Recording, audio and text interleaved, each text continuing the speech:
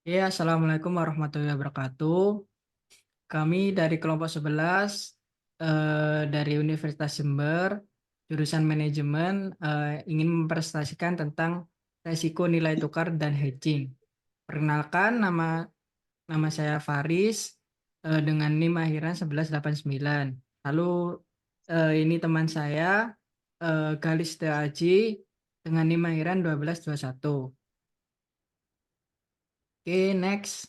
Ini daftar isi atau bab yang akan kami jelaskan pada sesi kali ini. Oke, pertama kita harus definisi apa sih risiko nilai tukar dan hedging itu dan apa hubungannya. Nah, risiko nilai tukar itu dapat dilihat di PPT juga risiko yang terjadi pada hubungan yang dimana sebuah perjanjian yang dikenal sebagai nilai tukar mata uang terhadap pembayaran saat kini atau pada kemudian hari. Nah, dan juga nilai tukar ini bisa disebut juga dengan kurs ya. Orang-orang investor itu biasa menyebutnya kurs. Lalu ada hedging yang dimana tindakan untuk melindungi. Intinya suatu tindakan yang dapat digunakan perusahaan untuk meminimalisir resiko dalam sebuah bisnis, namun tetap dapat memperoleh laba dalam suatu transaksi bisnis. Itu definisi dari nilai tukar dan hedging. Nah, apa sih kenapa kita harus belajar ini? Nah, tujuan pembelajaran ini yang pertama untuk mengetahui hubungan antara nilai tukar dan hedging dalam sebuah perusahaan. Nah, hubungannya apa saja sih?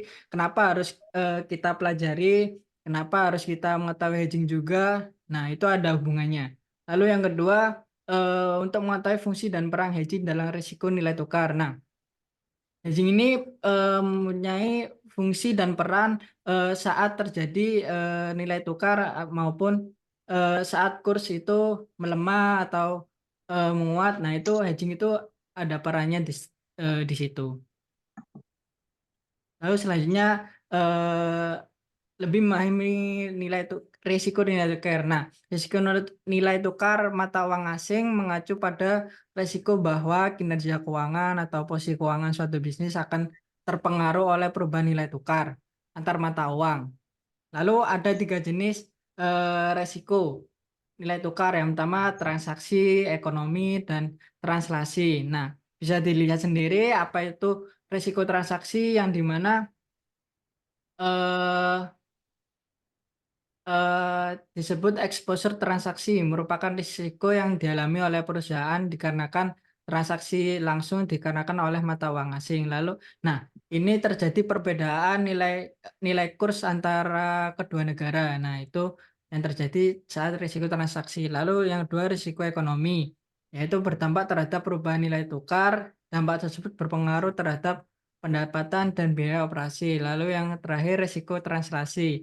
Exposure transaksi memiliki fokus utama mengenai perubahan di dalam kepemilikan laporan keuangan di ekuitas. Nah, risiko nilai tukar mata uang asing ini merupakan risiko utama yang dihadapi oleh para eksportir atau importir. Nah, karena ini menyangkut pautnya dengan nilai kurs mata uang dalam negara tersebut. Oke, next. Nah, faktor pendukung kenapa resiko nilai terjadi resiko nilai tukar. Nah, yang pertama perbedaan inflasi. Nah, setiap negara memiliki inflasi yang berbeda-beda. Nah, angka inflasi setiap negara ini mengakibatkan desain perdagangan internasional dan nilai tukar atau kurs mata uang tersebut mengalami perubahan sesuai dengan kenaikan terhadap negara tersebut sendiri. Nah, lalu yang kedua ada perbedaan suku bunga. Nah, kenapa perbedaan suku bunga ini? Karena eh, kewenangan tersebut kan ada terhadap bank sentral dari negara tersebut. Nah, contohnya apabila nilai suku bunga yang diberikan lebih tinggi, negara tersebut memiliki pinjaman atau kreditur akan mengalami keuntungan. Nah, hal ini mengakibatkan penarikan modal asing dan nilai tukar mengalami kenaikan. Begitu juga sebaliknya. Lalu defisit akun berjalan. Nah, Defisit akun berjalan ini yang dimana kondisi tingkat tabungan nasional mengalami penurunan, sedangkan tingkat investasi di suatu negara tersebut mengalami kenaikan. Lalu yang keempat, utang publik. Nah, terjadinya utang publik yang besar dikarenakan oleh pembayaran defisit yang besar. Hal ini mengakibatkan para investor tidak mau menanamkan modalnya di negara tersebut. Lalu keadaan politik dan ekonomi. Nah, ini sangat berpengaruh juga terhadap risiko nilai tukar. Nah, stabilitas politik dan kinerja ekonomi ini memiliki peran cukup besar juga dalam kurs mata uang ya. Nah, lalu dan ini akan terjadi apakah negara lain ingin investasi ke negara tersebut jika politik dan ekonominya tidak stabil. Oke, next akan dijelaskan oleh rekan saya. Oke, terima kasih. Di sini saya akan menjelaskan tentang apa sih itu hedging. Nah, yang pertama, definisi dari hedging itu adalah suatu strategi yang digunakan untuk melindungi nilai aset atau kewajiban dari fluktuasi harga yang tidak diinginkan. Nah, tujuan utama dari hedging adalah untuk mengurangi risiko yang terkait dengan perubahan harga aset atau kewajiban. Dengan melakukan hedging, entitas dapat mengunci harga aset atau kewajiban pada tingkat tertentu sehingga mengurangi ketidakpastian yang terkait dengan fluktuasi harga. Next.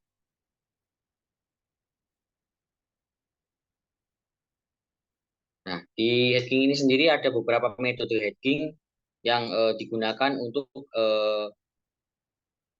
atau sebagai salah satu strategi dari untuk mengatasi fluktuasi harga yang tidak diinginkan. Nah, yang pertama ada hedging dengan kontrak berjangka, yaitu dengan menggunakan kontrak berjangka melibatkan penjualan atau pembelian. Kontrak berjangka untuk melindungi nilai aset dari fluktuasi harga di masa mendatang. Nah, kontrak berjangka ini memungkinkan pihak yang melakukan hedging untuk mengunci harga aset pada tingkat tertentu di masa yang akan mendatang. Yang kedua ada hedging dengan opsi, yaitu dalam hedging dengan opsi ini pihak yang melakukan hedging membeli atau menjual opsi untuk melindungi nilai aset dari pergerakan harga yang tidak diinginkan. Nah, opsi ini memberikan hak bukan kewajiban untuk membeli atau menjual aset pada harga tertentu di masa yang akan mendatang. Ketiga, ada hedging dengan instrumen keuangan derivatif lainnya.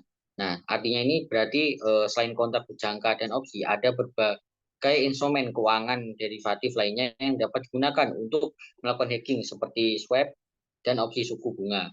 Nah, yang terakhir ada hedging alamiah, yaitu hedging ini terjadi ketika risiko yang terkait dengan fluktuasi harga aset secara alami diimbangi oleh kegiatan operasional atau transaksi lainnya dalam bisnis. Next.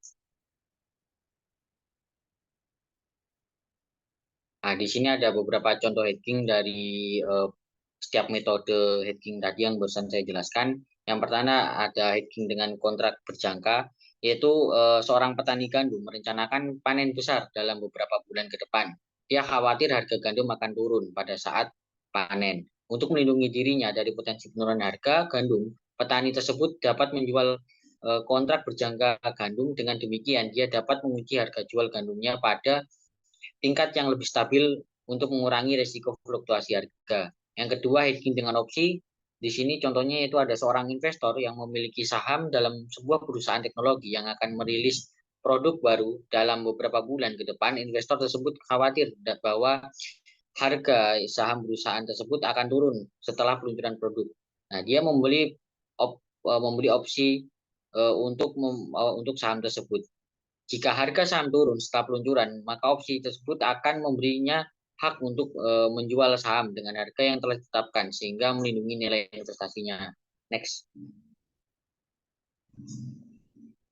Nah, yang ketiga ada contoh dari metode hedging dengan instrumen keuangan derivatif. Yang contohnya sebagai berikut, yaitu sebuah perusahaan multinasional memiliki exposure terhadap fluktuasi nilai tukar mata uang karena memiliki operasi di beberapa negara. Untuk melindungi diri dari risiko fluktuasi nilai tukar, perusahaan tersebut dapat menggunakan swap mata uang. Dengan swap mata uang, perusahaan dapat menukar pembayaran bunga atau pokok dalam satu mata uang dengan pembayaran bunga atau pokok dalam mata uang lainnya, yaitu dengan mengunci nilai tukar yang diinginkan. Yang terakhir ada contoh dari metode hedging alamiah, yaitu sebuah perusahaan ekspor di Indonesia menghasilkan pendapatan dalam dolar AS, tetapi memiliki biaya operasional dalam mata uang rupiah. Nah, karena mata uang rupiah melemah terhadap dolar AS, merupakan perusahaan tersebut secara alami terlindungi dari risiko mata uang karena biaya operasionalnya menjadi lebih rendah dalam dolar AS ketika dikonversi. Next.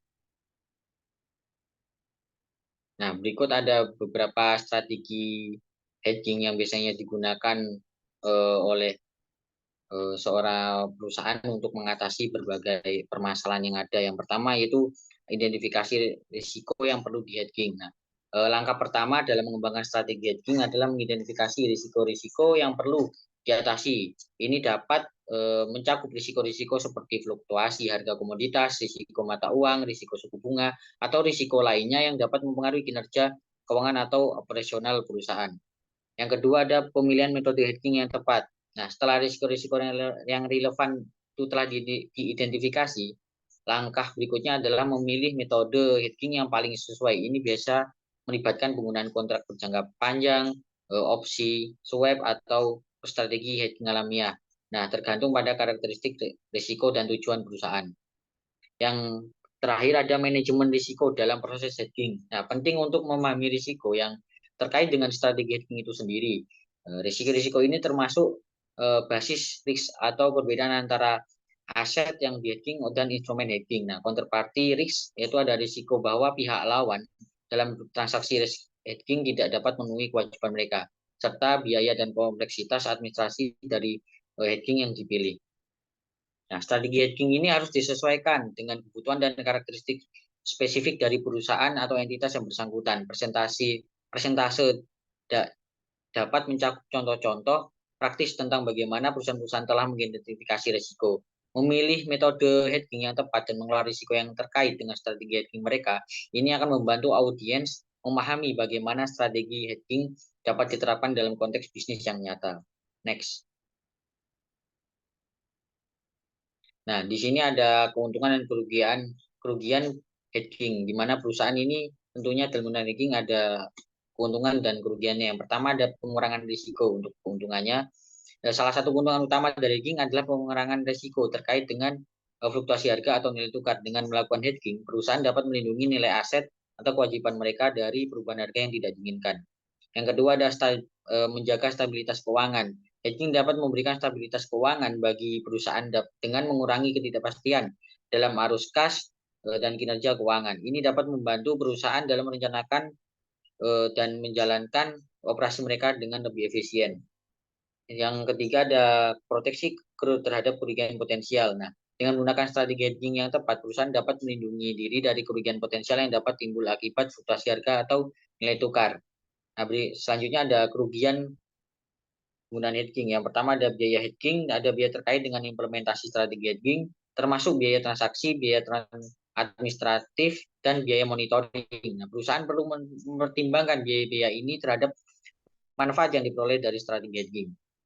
Yang kedua adalah keterbatasan dan risiko. Tidak ada strategi hedging yang sempurna. Beberapa metode hedging mungkin tidak efektif dalam mengatasi risiko tertentu. Dan ada risiko tambahan yang terkait dengan kegagalan strategi hedging atau fluktuasi yang tidak terduga di pasar. Dan terakhir ada kesempatan rugi. Nah, terkadang keputusan untuk melakukan hedging dapat mengurangi potensi keuntungan yang diperoleh jika harga atau nilai tukar bergerak sesuai dengan prediksi perusahaan. Hedging dapat membatasi potensi keuangan perusahaan dalam situasi tertentu. Next. Nah, di sini ada studi kasus di mana perusahaan manufaktur PT Sanken Transformer Indonesia adalah produsen peralatan elektronik yang membutuhkan jumlah besar bahan baku termasuk logam dan komponen elektronik untuk proses produksinya. Nah, perusahaan manufaktur PT Sanken Transformer Indonesia ini memiliki rantai pasokan global dan terpengaruh oleh fluktuasi harga komoditas serta risiko mata uang karena transaksi lintas batas. Nah, di sini ada tantangan yang dihadapi oleh perusahaan manufaktur PT Sanken Transformer ini, yaitu menghadapi tantangan dalam mengelola risiko harga komoditas, terutama logam dan komponen elektronik yang merupakan bahan baku utama dalam produksi mereka. Fluktuasi harga dapat berdampak signifikan pada biaya produksi dan margin keuntungan perusahaan. Next. Ya, ini daftar pustaka, maaf tipe tadi.